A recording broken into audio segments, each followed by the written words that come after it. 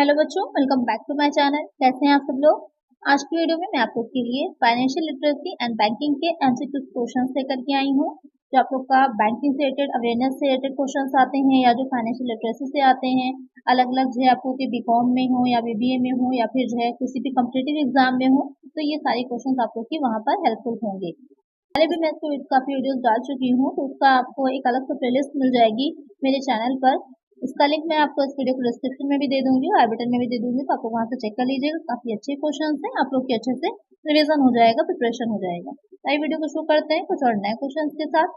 लेकिन वीडियो शुरू करने से पहले अगर चैनल को सब्सक्राइब नहीं किया है तो सब्सक्राइब कर लीजिए, वीडियो को लाइक कर दीजिए और फ्रेंड्स तक वीडियो को शेयर भी कर दीजिएगा।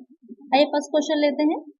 भारत में केंद्रीय बैंकिंग प्राधिकरण कौन है? Who is the central banking authority in India?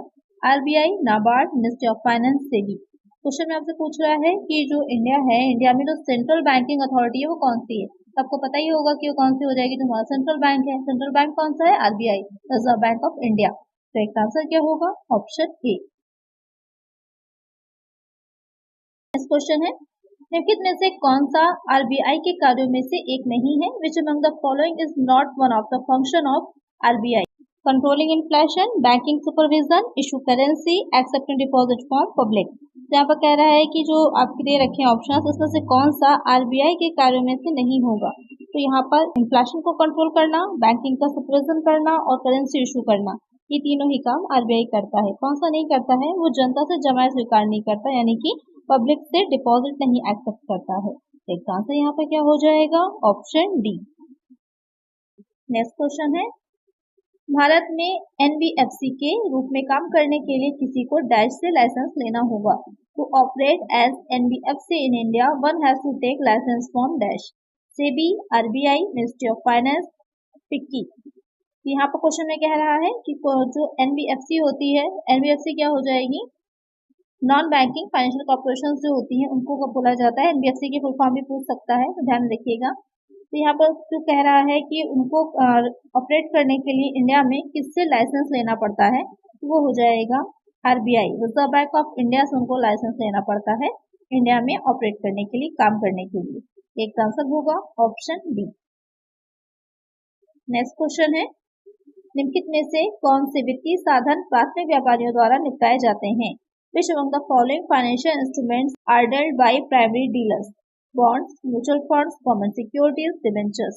यहाँ पर क्वेश्चन में कह रहा है कि जो फाइनेंशियल इंस्ट्रूमेंट्स होते हैं, जो प्राइमरी डीलर होगा कौन से फाइनेंशियल इंस्ट्रूमेंट्स को क्या करता है? डील करता है। क्वेश्चन में आपसे ये पूछ रहा है, तो वो हो जाएगा गवर्नमेंट सिक्योरिटीज। जो गवर्नमेंट सिक्योरिटीज होती हैं, सरकारी प्रतिभूतियां होती हैं, वो उनको डील करता है।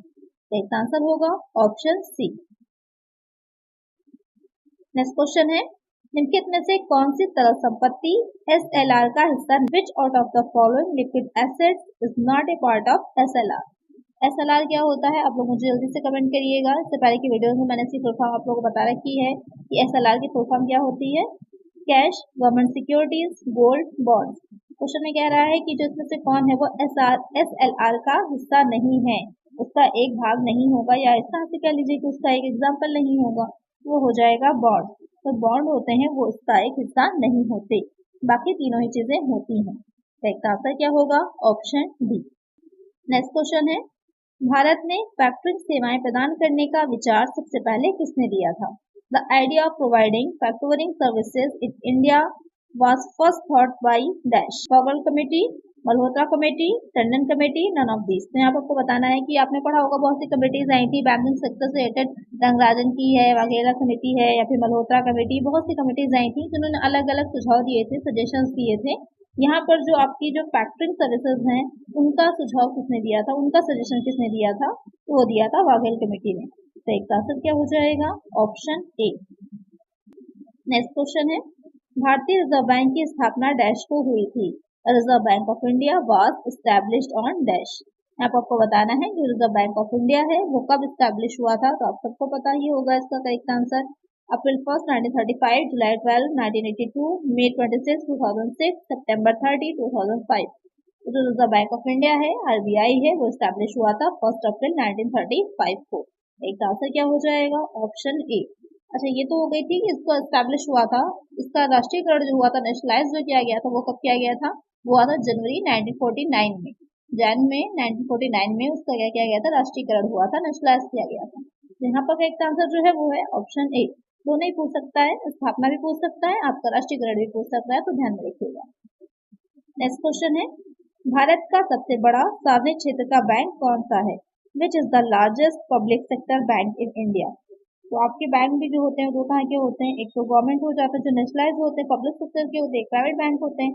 यहाँ पर पब्लिक सेक्टर का पूछ रहा है, bank of Baroda, Canara bank, central bank of India, state bank of India. तो वो कौन सा हो जाएगा? स्टेट बैंक ऑफ इंडिया, जिसे शॉर्ट में आप लोग SBI बोलते हैं। अच्छा, SBI को कब स्टैब्लिश किया गया था, आप लोग मुझे कमेंट करिएगा। इससे पहले की वीडियोस में मैंने इसका आंसर बताया हुआ है, आप लोग मुझे कमेंट करिएगा। नेक्स्ट क्वेश्चन है, वाणिज्यिक पत्र कौन जारी करता है? Who issues commercial papers? तो आपने पढ़ा ही होगा कि दो तरह के मार्केट होते हैं, एक मनी मार्केट होता है और दूसरा हो जाता है कैपिटल मार्केट। तो यहाँ पर जो कमर्शियल पेपर होगा वो किसका इंस्ट्रूमेंट हो जाएगा? वो होगा मनी मार्केट का।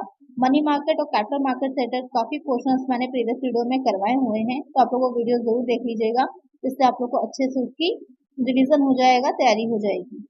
यहाँ पर कौन जारी करता है या किसको किससे जारी किए जाते हैं, क्वेश्चन में आप एग्जाम्पल देखेंगे तो आपको भी समझ में आएगा। Company to a bank, bank to bank, bank to companies, company to its suppliers. जो कमर्शियल पेपर होते हैं वो किसको इशू किए जाते हैं? वो हो जाएगा बैंक टू बैंक। जो बैंक होता है दूसरे बैंक को कमर्शियल पेपर होते हैं वो इशू करता है। ये किस तरह का लोन, एक तरह से कह लीजिए होता है, ये शॉर्ट टर्म लोन होता है, 1 साल के अंदर की अवधि के लिए लिया जाता है, 1 ईयर के अंदर के लिए होता है ये। तो ये बैंक टू बैंक इशू किया जाएगा ये पेपर्स को। तो एक आंसर क्या हो जाएगा? Option B.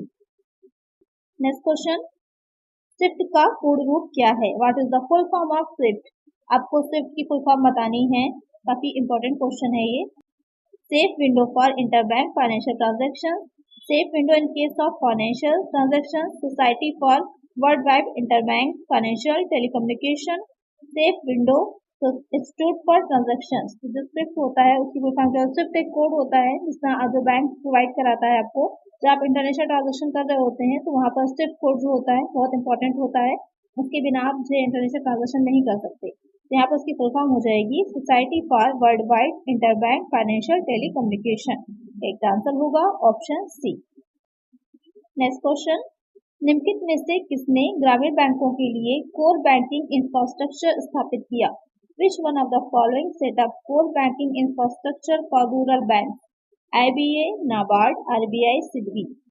इसमें क्वेश्चन आपसे पूछ रहा है कि कौन सा ऐसा बैंक होगा जिसने ग्रामीण क्षेत्र में बैंकिंग इंफ्रास्ट्रक्चर को डेवलप करने के लिए हेल्पफुल रहा है या योगदान दिया है?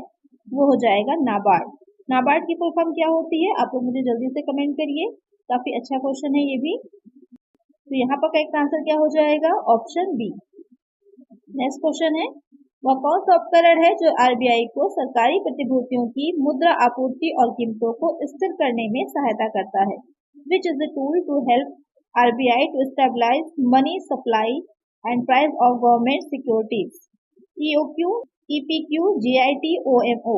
क्वेश्चन में कह रहा है कि वो कौन सा उपकरण है, कौन सा इंस्ट्रूमेंट है जो RBI को, जो गवर्नमेंट सिक्योरिटीज होती हैं, यानी कि गवर्नमेंट सिक्योरिटीज को कंट्रोल करके वो मार्केट में क्या कर सकता है, जो इन्फ्लेशन या डिफ्लेशन होता है या मुद्रास्फीति होती है या इकोनॉमिक जो इकोनॉमिकल सिचुएशंस होती हैं उनको कंट्रोल रख सकता है गवर्नमेंट सिक्योरिटीज के थ्रू। तो वो हो जाता है OMO, ओपन मार्केट ऑपरेशन जिसे बोलते हैं। खुले बाजार में क्रय विक्रय करके जो गवर्नमेंट सिक्योरिटीज होती हैं उनको ओपन मार्केट में सेल या परचेज करके वो उसका कंट्रोल रख सकता है।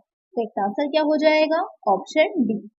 कैसे कंट्रोल रखेगा? जैसे कि अगर उसको मार्केट में क्या करना है, कम करना है मनी को, तो क्या करेगा? विक्रय करना शुरू, सेल करने लगेगा। ओपन मार्केट में जब सेल करने लगेगा तो लोग ज्यादा से ज्यादा परचेस करेंगे तो वहां पर क्या होगा? लोगों के पास जो डिपॉजिट्स होते हैं वो सब बैंक के पास आ जाएंगे। और अगर वो चाहेगा कि मार्केट में मनी की मात्रा ज्यादा हो जाए, क्वांटिटी ज्यादा हो जाए, तो वहां पर क्या करेगा? उसको खुद परचेस करना शुरू कर देंगे गवर्नमेंट सिक्योरिटीज को। परचेस करने लगेगा तो क्या हो जाएगा? ज्यादा से ज्यादा जब वो सिक्योरिटीज उनको वापस ले रहा है मार्केट से और जो उसके बदले में लोगों को उनकी मनी लौटा रहा है, तो मार्केट में क्या होता है? मुद्रा की मात्रा ज्यादा हो जाएगी। तो इस तरह से वो उस पर कंट्रोल रख सकता है। तो एक आंसर है option D. Next question, Bharat में म्यूचुअल फंड को कौन नियंत्रित करता है? Who regulates the mutual fund in India? FRBI, SEBI, SIDBI, RBI। जो म्यूचुअल फंड्स होते हैं इंडिया में उसको कौन रेगुलेट करता है, नियंत्रित करता है? इससे रिलेटेड भी काफी क्वेश्चंस मैंने प्रीवियस वीडियोस में कराए हुए हैं म्यूचुअल फंड से, काफी इंपॉर्टेंट टॉपिक है ये भी, तो वीडियो से एक बार देख लीजिएगा तो आपका ये भी टॉपिक अच्छे से क्लियर हो जाएगा। तो म्यूचुअल फंड को कौन रेगुलेट करेगा? SEBI, security exchange board of India, SEBI इसको कंट्रोल करता है। तो इसका आंसर क्या होगा? Option B. Next question, fiat money क्या है? What is fiat money? The currency is backed by government guarantee, the currency is backed by tangible asset, the currency is backed by gold reserves, the currency is backed by budgetary support. Question में कह रहा है fiat money क्या है? Fiat money क्या हो जाती है? जो फिएट मनी होती है उसका अपना कोई वैल्यू नहीं होती है, ना ही उसके पीछे किसी तरह का गोल्ड डिपॉजिट रखा जाता है। जो फिएट मनी आपने देखा होगा कि जब इंटरनेशनल ट्रांजेक्शन हम कर रहे होते हैं वहां पर SDR है, यूरो है, डॉलर है, ये मनी चलती है, तो उसको ही क्या कहा जाता है? फिएट मनी कहा जाता है। तो उसकी जो भी वैल्यू होती है वो घटती बढ़ती रहती है, वो स्थिर नहीं होती, कांस्टेंट नहीं होती है। तो यहाँ पर क्या हो जाएगा? फिएट मनी मुद्रा सरकारी गारंटी द्वारा समर्थित है, मुद्रा मूर्त संपत्ति द्वारा समर्थित है, मुद्रा स्तर भंडार द्वारा समर्थित है, मुद्रा बजटीय समर्थन द्वारा समर्थित है। तो यहाँ पर ना तो मूर्त संपत्ति द्वारा है, ना ही स्वर भंडार द्वारा, क्योंकि अभी पहले मैंने बताया कि उसके पीछे कोई गोल्ड डिपॉजिट नहीं होता। आप लोग जो भी करेंसी हम लोग यूज कर रहे होते हैं तो बैंक जो रिजर्व बैंक ऑफ इंडिया आपको पता ही होगा निर्मित करता है नोटों को, लेकिन उसके पीछे क्या होता है? वो एक फंड जो होगा वो गोल्ड का रखता है, एक जो सोने चांदी का स्वर्ण मुद्रा रखी जाती, स्वर्ण भंडार रखा जाता है, तब जो है जो भी होती है मनी, जो भी पैसे होते हैं, नोट्स होते हैं, वो मार्केट में रिलीज किए जाते हैं। लेकिन जो ये वाली मुद्रा होती है इसके पीछे कोई भी गोल्ड डिपॉजिट नहीं रखा जाता। मुद्रा बजटीय समर्थन द्वारा तो कोई बजटरी सपोर्ट भी नहीं होता, क्या होता है? सिर्फ गवर्नमेंट की गारंटी होती है उस मुद्रा के पीछे। तो एक आंसर क्या होगा? Option A. नेक्स्ट क्वेश्चन, भारतीय रिजर्व बैंक द्वारा बैंक दर में 1% की कमी करने पर क्या प्रभाव पड़ेगा? What will be the impact if Reserve Bank of India reduce the bank rate by 1%? अगर रिजर्व बैंक ऑफ इंडिया जो है वो बैंक रेट को 1% से कम कर देता है तो क्या इफेक्ट होगा? Less liquidity in the market, more liquidity in the market, no change in the market liquidity, mobilisation of more deposit by commercial bank. तो क्वेश्चन में जो कह रहा है कि 1% से बैंक दर को कम करना है, तो आपको पता ही होगा कि कई तरह की रेट्स होती हैं, सबको देख लीजिएगा। कोई भी एग्जाम में पूछ सकता है, बैंक रेट होती है, रेपो रेट होती है, रिवर्स रेपो रेट होती है, तो किसी को भी पूछ सकता है। अब ये तीनों अलग अलग होती क्या है, आइए एक बार इसको समझ लेते हैं। बैंक रेट क्या हो जाता है? जिस पर कि जो कमर्शियल बैंक होते हैं वो जनता को, पब्लिक होती है उसको ऋण देते हैं या फिर लोन देते हैं। और जो आपका रेपो रेट होता है, रेपो रेट वो हो जाएगा जिस पर जो बैंक होते हैं वो जो RBI है, रिजर्व बैंक ऑफ इंडिया है, उससे लोन लेते हैं। और जो रिवर्स रेपो रेट होता है उसमें क्या होता है? जो RBI होता है वो कमर्शियल बैंक जो होंगे उनसे लोन लेता है। तो ये हो जाएगा तीनों का अलग अलग डिफरेंस। तो इसके माध्यम से भी क्या करता है, जो बैंक होगा, रिजर्व बैंक होगा, वो कंट्रोल रखता है मार्केट में मुद्रा की मात्रा पर कि मनी की क्वांटिटी मार्केट में कितनी है। तो क्वेश्चन में जो आपसे पूछ रहा था कि 1% की कमी करने पर क्या प्रभाव पड़ेगा, तो वो हो जाता है बाजार में अधिक तरलता, यानी कि मोर लिक्विडिटी इन द मार्केट। अगर बैंक रेट को 1% से कम कर देगा तो मार्केट में बैंक रेट कम कर देगा, तो जिससे क्या होगा कि इंटरेस्ट की वो कम हो जाएगी, तो लोग ज्यादा से ज्यादा मार्केट में लोन लेना शुरू कर देंगे। तो वहाँ पर क्या हो जाएगा? मार्केट में लिक्विडिटी ज्यादा हो जाएगी, मनी जो होगी वो ज्यादा फैल जाएगी। तो इसका आंसर क्या होगा? Option B. नेक्स्ट क्वेश्चन है, IRR का पूर्ण रूप क्या है? What is the full form of IRR? Internal rate of return, internal reserve ratio, internal rate of ratio, internal recession rate. Question में कह रहा है कि जो IRR है उसकी फुल फॉर्म क्या हो जाएगी? उसकी फुल फॉर्म होती है इंटरनल रेट ऑफ रिटर्न, यानी कि प्रत्याय की आंतरिक दर। इसका आंसर क्या होगा? Option A.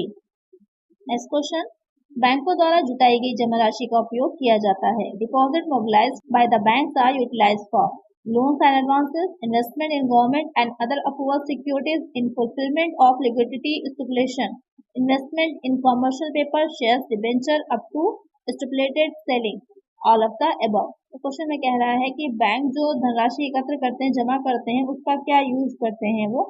तो क्या करते हैं? लोन्स और एडवांस भी देते हैं, जो गवर्नमेंट की सिक्योरिटीज हैं, सारी चीजें हैं, इसमें भी क्या करते हैं? इन्वेस्टमेंट भी करते हैं अपना, और साथ ही जो कमर्शियल पेपर्स हैं, डिबेंचर्स हैं, इनमें भी अपना इन्वेस्ट करते हैं। तो क्या करेक्ट आंसर होगा? Option D, all of the above. Next question है, प्रतिभूतियों को खरीदने के लिए निम्नलिखित में से कौन सा एक विभिन्न निवेशकों से मुद्रा को एकत्र करता है? Which one of the following pool money from various investors in order to purchase securities? Fund derivative, money fund, mutual fund, pension fund.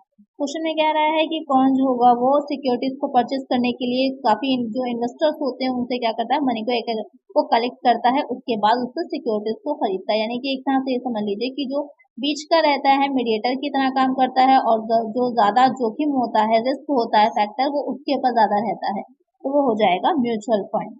तो यहाँ पर करेक्ट आंसर क्या हो जाएगा? Option C. नेक्स्ट क्वेश्चन, निम्नलिखित में से कौन सा वर्ल्ड वाइड वेब द्वारा नियंत्रित की जाती है? Which one of the following is controlled by the world wide web? Universal banking, virtual banking, wholesale banking, none of these. तो जो www है उसके द्वारा नियंत्रित की जाती है, कंट्रोल की जाती है, वो कौन सी बैंकिंग होगी? तो वो हो जाती है वर्चुअल बैंकिंग। तो इसका आंसर क्या होगा? Option B. Next question, MTSS का पूर्ण रूप क्या है? What is the full form of MTSS? Money transfer service scheme, medium transfer service scheme, moderate transfer service scheme, money transfer service strategy. तो क्वेश्चन में कह रहा है जो MTSS है उसकी फुल फॉर्म आपको बतानी है, तो वो हो जाएगी मनी ट्रांसफर सर्विस स्कीम। इसका आंसर क्या होगा? Option A.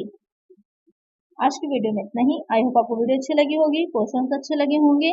अगर वीडियो अच्छी लगी है तो लाइक जरूर करिएगा, चैनल को सब्सक्राइब करिएगा और फ्रेंड्स के साथ वीडियो को शेयर करिएगा। मिलते हैं नेक्स्ट वीडियो में कुछ और नए क्वेश्चंस के साथ। Thank you.